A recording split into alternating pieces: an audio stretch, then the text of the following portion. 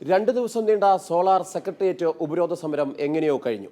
സമരപുളകങ്ങളുടെ സിന്ദൂര മാലകൾ ചാർത്തി കേരളത്തിന്റെ വിവിധ ഭാഗങ്ങളിൽ നിന്നെത്തിയ സഖാക്കൾ മടങ്ങിപ്പോയി.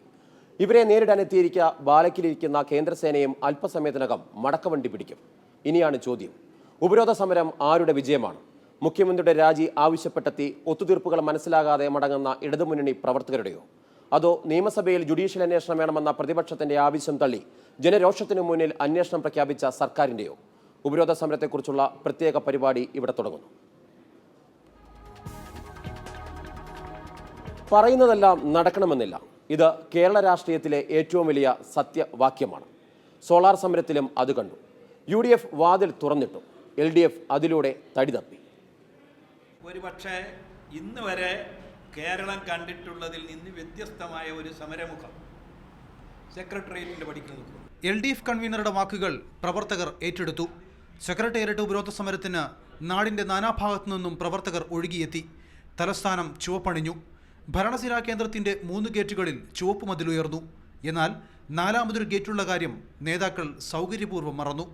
കന്റോൺമെന്റ് ഗേറ്റിലൂടെ മന്ത്രിവാഹനങ്ങൾ കയറി ഇറങ്ങി. വിലപ്പെട്ട ഒപ്പ് രേഖപ്പെടുത്താൻ ജീവനക്കാരും ഓടിക്കയറി. സമരത്തിലെ അവിശുദ്ധ ധാരണയുടെ സൂചനകൾ പുറത്തായത് ഇവിടെയാണ്. തൽക്കാലം അപ്പോൾ കണ്ടോൺമെന്റ് ഗേറ്റ് ഉപരോധിക്കുന്നില്ല എന്നാണ് അങ്ങ് നൽകുന്ന സൂചന? അതിൻ്റെ പേര് ഞങ്ങൾ മാറ്റി, സരിത ഗേറ്റ് എന്നാണ് ഇപ്പോൾ അറിയപ്പെടുന്നത്. സരിത ഗേറ്റ്, ഞാൻ പറഞ്ഞല്ലോ, ഈ സമരത്തിന് ഞങ്ങളുടെ തത്വം എവിടെ പോലീസ് തടയുന്നു അവിടെ ഇരിക്കുക എന്നുള്ളതാണ്. പക്ഷെ കന്റോൺമെന്റ് ഗേറ്റും ക്ലിഫ് ഹൗസും തമ്മിൽ 4-5 കിലോമീറ്റർ നീളമുണ്ട്. അപ്പോൾ ഇതുപോലെ ഈ റോഡിൻ്റെ 2 സൈഡിലും ഒരു ബാരിക്കേഡ് വെച്ചാൽ ഞങ്ങൾ ബാരിക്കേഡിൻ്റെ അപ്പുറത്ത് നിന്നോളാം. അടിയന്തിരമായി ഒന്നുമില്ലാതെ സെക്രട്ടേറിയറ്റിൽ അടിയന്തര മന്ത്രിസഭായോഗവും ചേർന്നു. കന്റോൺമെന്റ് ഗേറ്റിനെ വെറുതെ വിട്ടത് സർക്കാരുമായുള്ള ധാരണയുടെ പുറത്താണെന്ന് ആക്ഷേപമുയരാൻ അധിക നേരം വേണ്ടിവന്നില്ല. മുഖ്യമന്ത്രി രാജിവെച്ച് ജുഡീഷ്യൽ അന്വേഷണം നേരിടുകയെന്ന സമരമുദ്രാവാക്യത്തിന്റെ 2ാം ഭാഗത്തോട് ഉമ്മൻചാണ്ടിയുടെ അനുകൂല പ്രസ്താവനയും ഇതിനിടെ വന്നു. ചാർജ് ഷീറ്റ് കൊടുക്കുമ്പോൾ പ്രതിപക്ഷത്തിന് അത് സംബന്ധിച്ച് എന്തെങ്കിലും ആക്ഷേപമോ പരാതിയോ നിർദ്ദേശമോ ഉണ്ടെങ്കിൽ അത് പരിഗണിക്കാൻ ഗവൺമെൻറ് തയ്യാറാണ്. സമരം ജുഡീഷ്യൽ അന്വേഷണത്തിൽ അവസാനിക്കുമെന്ന് പാർട്ടി അണികൾ അടക്കം പറയാൻ തുടങ്ങി. എന്നാൽ നേതാക്കൾ അതിനെ പുച്ഛിച്ചു തള്ളി. ധാരണക്കൊന്നും ഞങ്ങളില്ല, രാജിവെക്കുക, ജുഡീഷ്യൽ അന്വേഷണം പ്രഖ്യാപിക്കുക. പിന്നെ ചർച്ചയ്ക്കായി മുഖ്യമന്ത്രിയുടെ ക്ഷണം. ഗവൺമെൻറ് ഈ പ്രശ്നം സംബന്ധിച്ച് ചർച്ചയ്ക്ക് തയ്യാറാണ് എന്ന് വളരെ നേരത്തെ തന്നെ വ്യക്തമാക്കിയിട്ടുണ്ട്. ഞാൻ പറഞ്ഞത് വീണ്ടും ആവർത്തിക്കുന്നു, രാജിയുടെ തീയതി നിശ്ചയിക്കാനാണെങ്കിൽ അത് ഫോണിൽ സംസാരിച്ചാലും മതി, അല്ലെങ്കിൽ മുഹൂർത്തം ഇത്ര മണിക്ക് നല്ല സമയമാണോ എന്ന് ചോദിക്കാനാണോ ചർച്ച? എന്തായി മുഖ്യമന്ത്രി ചർച്ച കൊണ്ട് ഉദ്ദേശിക്കുന്നത്? നേതാക്കളുടെ പ്രസ്താവനയിൽ അണികൾ ആവേശം കൊണ്ടു. ഉമ്മൻചാണ്ടി രാജിവെക്കാതെ പിറകോട്ടില്ലെന്ന് അവർ പ്രഖ്യാപിച്ചു. മുഖ്യമന്ത്രി രാജിവെക്കാതെ സമരം നിർത്തുന്ന പ്രശ്നമില്ല. 2 ദിവസം എന്നല്ല, 1 മാസം തന്നെ അവധി വെച്ച് കഴിഞ്ഞാലും തീർച്ചയായിട്ടും മുഖ്യമന്ത്രി രാജിവെച്ച് ഈ അനുയായികൾ പിരിഞ്ഞു പോകും. പക്ഷേ അണിയറയിൽ അനൗപചാരിക ചർച്ചകൾ നടക്കുന്നതായി അഭ്യൂഹങ്ങൾ പരന്നു. അഭ്യൂഹത്തെ സാധൂകരിക്കും വിധം നേരത്തെയുള്ള ധാരണ പോലെ മുഖ്യമന്ത്രിയുടെ പ്രഖ്യാപനം. ടേംസ് ഓഫ് റെഫറൻസിൽ മുഖ്യമന്ത്രിയുടെ ഓഫീസല്ല ഇവിടെ പ്രശ്നം. ഇതിനകത്ത് എന്ത് സംഭവിച്ചു, ഈ തട്ടിപ്പ് എങ്ങനെ നടന്നു, അതിന്റെ പിന്നിൽ എന്ന് തുടങ്ങി, അത് ഓരോ സ്റ്റേജിലും അതിന് ആരുടെയെങ്കിലും സഹായം ലഭിച്ചിട്ടുണ്ടോ? ഗവൺമെന്റിന് നഷ്ടം അല്ലെങ്കിൽ ഇവർക്ക് ലാഭം, അതിന് ആരെങ്കിലും കൂട്ടുനിന്നിട്ടുണ്ടോ? ഇതിനെ സംബന്ധിച്ചിടത്തോളം ഉള്ള കാര്യങ്ങളാണ്. അതിന് ഉപോത്ബലകമായിട്ടുള്ള കാര്യങ്ങൾ മുമ്പോട്ട് ഉന്നയിച്ചാൽ നിശ്ചയമായും അതെല്ലാം പരിശോധിക്കും. പിന്നെ എല്ലാം പെട്ടെന്നായിരുന്നു. അവിടെയും ഇവിടെയുമായിരുന്ന LDF നേതാക്കൾ ധൃതിപ്പെട്ട് നോർത്ത് ഗേറ്റിലേക്കെത്തി. LDF കൂടി തീരുമാനിച്ച വലിയൊരു സമരം നേതാക്കൾ പരസ്പരം സംസാരിക്കാനുള്ള സമയം പോലുമില്ലാതെ പിൻവലിക്കപ്പെട്ടു. ഇടതുപക്ഷ ജനാധിപത്യ മുന്നണി തീരുമാനിച്ചത് ഇപ്പോൾ നാം നടത്തിവരുന്ന സെക്രട്ടേറിയറ്റ് ഉപരോധം ഇന്നത്തേതോടുകൂടി ഇവിടെ അവസാനിപ്പിക്കുന്നു.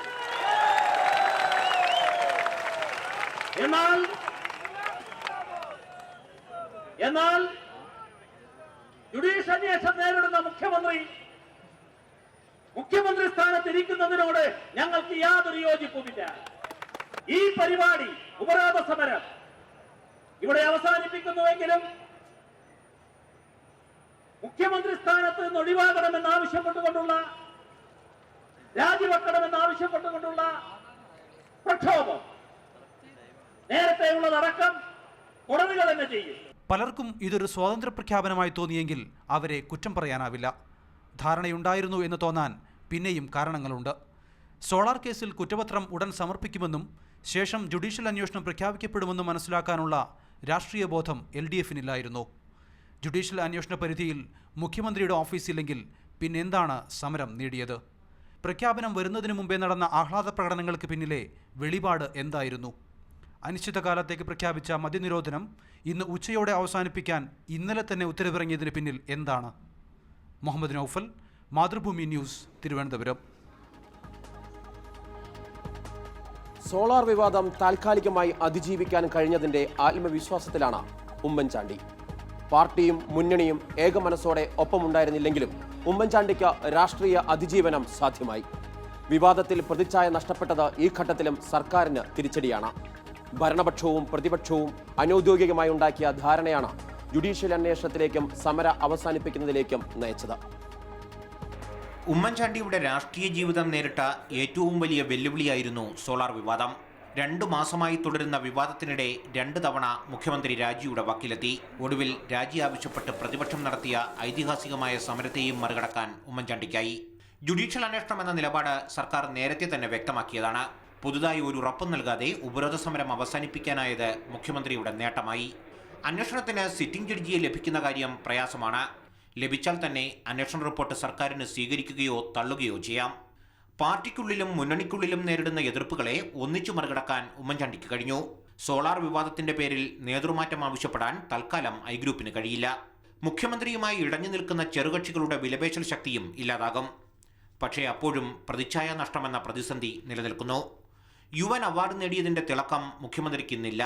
ലോക്സഭാ തെരഞ്ഞെടുപ്പിൽ പ്രതിപക്ഷത്തിന്റെ പ്രധാന പ്രചരണായുധം സോളാർ തന്നെയാകും. ഇതിനെ എങ്ങനെ മറികടക്കാമെന്നതാണ് ഉമ്മൻചാണ്ടി വ്യക്തിപരമായും സർക്കാർ കൂട്ടായും നേരിടുന്ന പ്രതിസന്ധി. LDF UDF നേതാക്കൾക്കിടയിൽ അനൗദ്യോഗികമായി നടന്ന ആശയവിനിമയമാണ് ഉപരോധ സമരം അവസാനിപ്പിക്കുന്നതിലേക്കെത്തിയത്. കന്റോൺമെന്റ് ഗേറ്റ് ഉപരോധിക്കാതിരുന്നത് മുതൽ മധ്യസ്ഥ നീക്കങ്ങൾ ഫലം കണ്ടു. ഇതിനു പകരമായി സർക്കാർ നിരോധനാജ്ഞ പ്രഖ്യാപിച്ചില്ല. കേന്ദ്രസേനയെ ബാരക്കിലിരുത്തുകയും ചെയ്തു. സമരം അവസാനിപ്പിക്കുന്നതിനെക്കുറിച്ചായി പിന്നീടുള്ള ചർച്ചകൾ. 2 മന്ത്രിമാരും ചില ഘടകകക്ഷി നേതാക്കളും UDF-ന് വേണ്ടി രംഗത്തെത്തി. LDF-ലെ പ്രധാനികളുമായി ഇവർ തുടരെ ആശയവിനിമയം നടത്തി. ഇതിനൊടുവിലാണ് ജുഡീഷ്യൽ അന്വേഷണം പ്രഖ്യാപിച്ചതും സമരം പിൻവലിച്ചതും. CG കടക്കൽ, മാതൃഭൂമി ന്യൂസ്, തിരുവനന്തപുരം. എന്നാൽ സമരം പരാജയപ്പെട്ടുവെന്ന വിമർശനങ്ങൾക്കിടയിൽ പോരാട്ടവീര്യം നാളുകൾക്ക് ശേഷം തിരിച്ചുപിടിക്കാനായതിന്റെ ആവേശത്തിലാണ് ഇടതുമുന്നണി, പ്രത്യേകിച്ച് CPIM. സോളാർ തണലിൽ പാർട്ടി ഐക്യം ശക്തമായി. അകൽച്ച മറന്ന VS-ഉം പിണറായി വിജയനും ഒന്നിച്ചു നിൽക്കുന്നത് കണ്ട് കേരളത്തിലെ സാധാരണക്കാരനായ പാർട്ടി പ്രവർത്തകർ കോരിത്തിരിപ്പോടെയിരുന്നു. ലോക്സഭാ തെരഞ്ഞെടുപ്പിന് മുമ്പ് പാർട്ടിയുടെ ഐക്യം ഊട്ടിയുറപ്പിക്കാനും ഈ സരിതയുടെ തണലിൽ കഴിഞ്ഞു.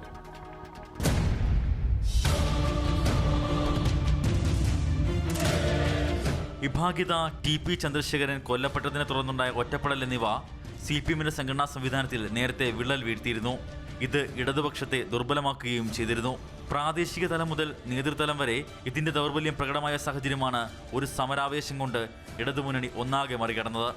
CPM-ന്റെ കരുത്തനായ അമരക്കാരൻ പിണറായി വിജയനും ജനപ്രിയനായ നേതാവ് VS-ഉം മനസ്സ് തുറന്നുകിരിക്കുകയും ഒറ്റക്കെട്ടായി നിൽക്കുകയും ഒരേ രീതിയിൽ സംസാരിക്കുകയും ചെയ്തത് പാർട്ടിയെ ജീവനേക്കാൾ സ്നേഹിക്കുന്ന പ്രവർത്തകർക്ക് ആവേശത്തിമിർപ്പായി.